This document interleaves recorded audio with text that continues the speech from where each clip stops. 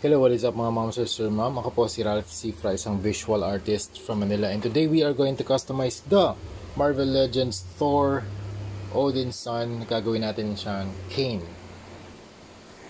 Ayan, so ito yung request ng client.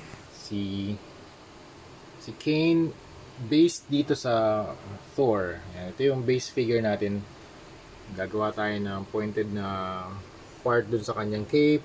Yung mga parang arm guard sa kanyang forearm, sa arms. Then you have the face. Tapos kapag naging tarantula mode siya, meron siyang dalawang parang spikes or claws. Tapos gagawa rin tayo ng armor sa kanyang waist. Then we'll have a wrist, parang wrist guard to. Gagawa rin tayo ng mga spider legs or spider arms. Okay, for the body modifications, we are going to use thermoplastic beads. And ito pang ang gandang material nito. Kasi pag nainitan to mga ma'am sir, very moldable siya. Pero pag lumamig na siya, very rigid and very stable. Ito yung gagamitin natin pang sculpt dito sa ating mga toys, sa action figure. So, we can remove modify na natin to, cut na natin. We are going to cut this, itong part ng kanyang footwear or boots. Tatanggalin din natin tong head. Tanggalin natin yung head. Tanggalin natin yung cape. And also yung kamay, tanggalin natin. Okay, tatanggal din to. Yan. Yung kanyang arm guards or bracelets. Okay, tanggalin na rin natin tong kanyang belt.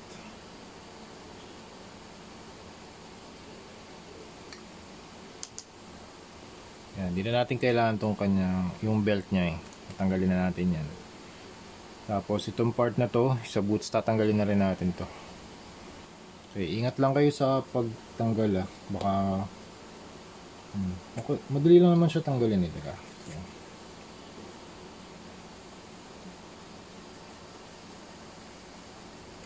Tapos sandpaper na lang natin yung mga parts na yan, parts na hindi smooth. Okay. Okay. Tapos yung surface, pwede natin i-sand para mas smooth yung kinat natin apart. Mas smoothen out.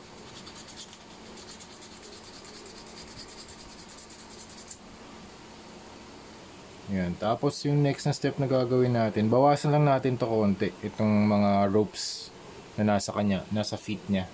Using a rotating rotary tool.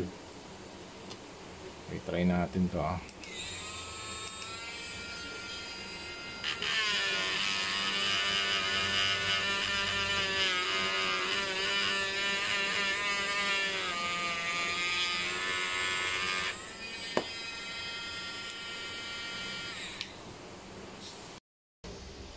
Yan. Tapos ito yung mga wires na pinutol ko para pwede tayong gumawa ng framework para dun sa kanya mga spider arms. So pwede natin siyang ikabit dito via blue tack. And then apat yung ginawa kong spider legs. Pwede natin ilagay sa, pwede natin i-pose. Yan. Modular naman to mga ma'am sir eh. So yan. Okay. Tapos gamit tayo ng thermoplastic beads para i-coat yung frame. Ito yung mga beads natin mga ma'am sir. Iinitin natin to using yun nga, hot water. Tapos papalupot natin dito sa wire.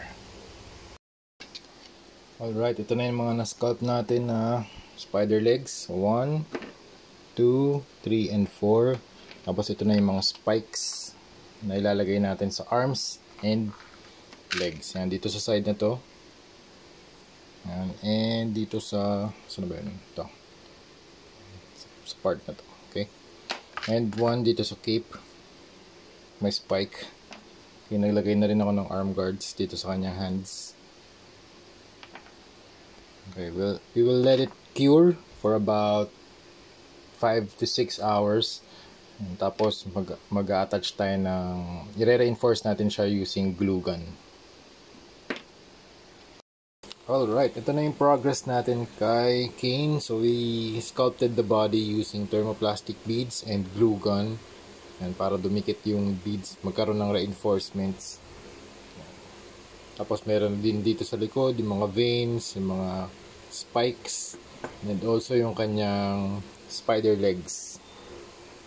Naglagay na rin ako ng pointed part dito sa kanyang cape. And also in-extend natin yung axe. Minodify natin yung kanyang axe. And here's the face. It's close up. And here's the arms. Meron tayong mga pointed parts dun sa arms.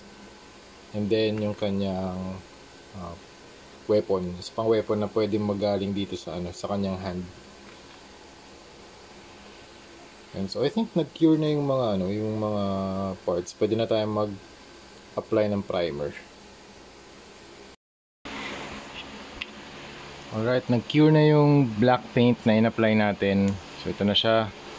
Nag-cure na rin yung lahat ng sculpt na in-add natin dito. So yung glue gun, yung thermoplastic beads, lahat yun na and fully dried na. Nag-stick na rin siya dun sa surface. And yung next step na gagawin natin, mag-dry brush tayo ng mga paints using cobalt blue, capri blue, light turquoise, and white.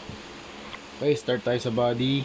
Yan, dry brush lang tayo. So sa pagda-dry brush, lahat ng mga nakaangat na areas, yun lang yung mapipinturahan natin. So yung mahalaga dito yung brush control. Pwede nyo rin diinan, so you can paint slightly dun sa mga areas in between the surfaces. Pero naturally, kapag nag-dry brush tayo, yung mga pinaka nakaangat lang na areas yung tatamaan. So kunwari dito sa neck, yan, ito lang yung tatamaan niya. Yung mga nakalubog, hindi niya na malalagyan ng paint. Kaya black din yung ginamit nating primer, kasi yun na yung magiging shadows natin, yung black mismo sa ilalim. Hindi na natin kailangan lagyan ng sobrang daming paint. Hindi na natin kailangan lagyan ng shadows, kasi yun na yung shadows natin. So we are working from dark to light. So level 1 pa lang to ng dry brushing. Mamaya pwede pa tayo mag-add ng mga colors. Ayan, ito tapos na tayo mag dry brush ng color blue. Mixture siya ng blue and capri blue from yung cobalt blue from Hero Paints, yung capri blue from Armored Komodo. So ito yung mga paints na ginagamit natin, water-based acrylic paints. Okay, ito na yung status niya. Dry brush na and tuyo na siya. Next na gagamitin natin, paint PH 149 light turquoise from Armored Komodo. And every time na gagamit ako ng new color, pwede tayo magsimula dito sa back. Para kunwari hindi nyo gusto yung rehistro ng kulay dun sa surface, at least nasa likod siya. Pwede nyo siyang i-modify kapag nasa harap na kayo. So since ito gusto ko na yung output niya, pwede na ako lumipat dito sa chest and simulan na natin yung dry brushing. So yun.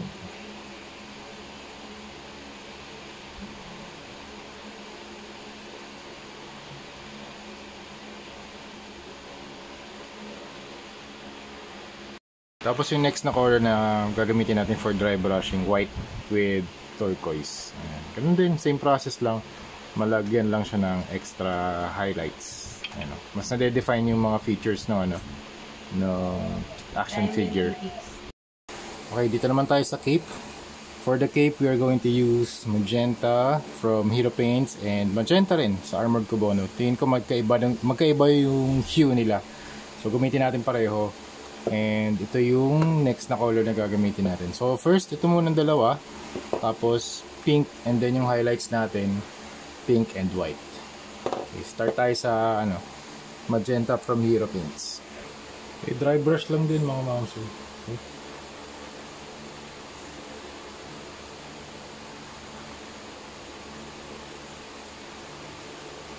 Dry brushing lang.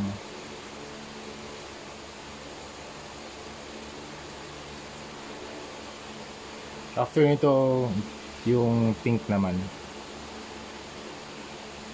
Itong PH057.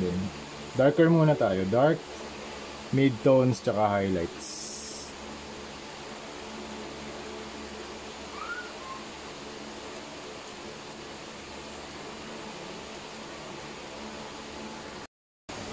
Alright, tapos yung next na color na gagamitin naman natin, pink naman.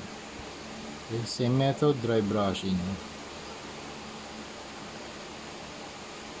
Kung hindi pa masyadong malakas yung contrast, dagdagan natin ng white.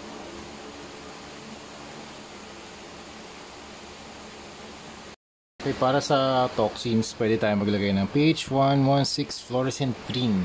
Pwede natin lagyan itong mga tips. Para lang magkaroon ng contrast.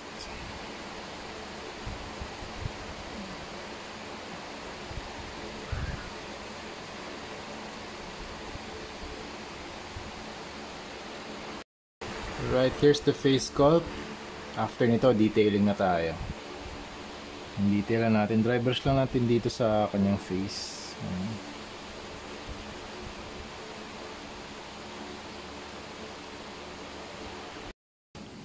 So yun mga ma'am sir ma'am, we are done with the Project Kane Parker natin mga ma'am sir.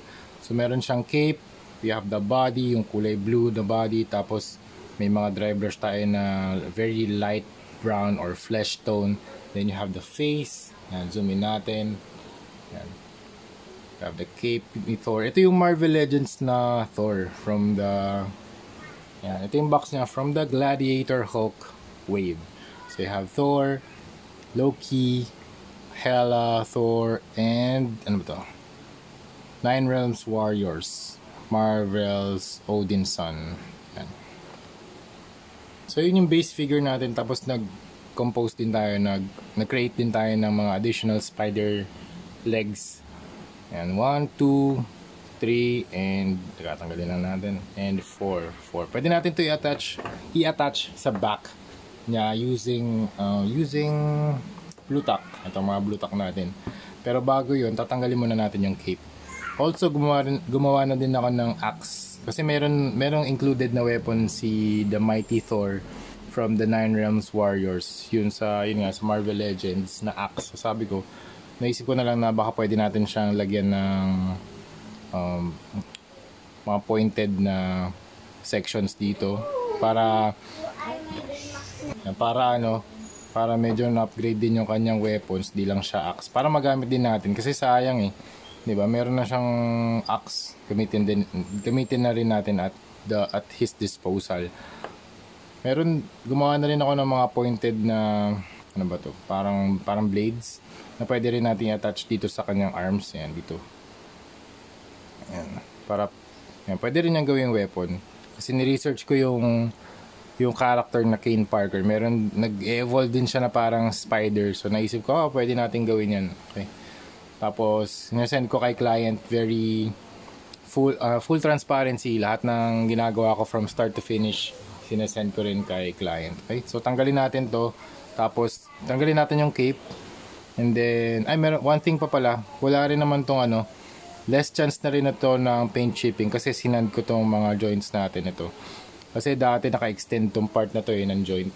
Tapos pag niro-rotate, nagkakaroon ng paint chip. Ngayon, tinanggal ko na, nag-sand ako. Meron akong rotating tool or rotary tool para makapag-sand ng mabilis. Yan. Tapos natanggal na yung chunk ng plastic. Hindi na siya, kumbaga meron ng clearance yung joints. Yan. Pag may clearance na yung joints, na kailangan less na yung chance na magkaroon ng paint rubs. Yan. Yan, so ganito na yung itsura niya. Ganito na yung appearance kapag wala na yung cape and naka-equip na yung mga spider legs sa likod. Yan. Very generous amount of blue tack yung ginamit ko para ma-hold yung mga legs kasi medyo may weight na din sila. Pero since i-display niya naman siya ng usually frontal naman yung mga displays natin. Ganito yung itsura niya. Yan. Tapos hawak niya na rin yung kanyang axe and then naka-equip na rin yung kanyang blade. And yun nga, yung very modular pa rin yung mga display options na pwedeng gawin. Pwede nyo i-adjust yung mga spider legs according to your needs. Yan, kung ano yung gusto nyo form or composition ng mga spider legs. Pero yun nga, hindi siya jointed, hindi siya articulated. Yung position lang, pwede nyo i-change. Again, yung mga spider legs natin made from moldable plastic or thermoplastic beads. Alright, here's the side, the front, another side, and yung back niya. Okay, so yun lang mga ma'am sir, thank you very much for watching and see you sa next video. Bye bye.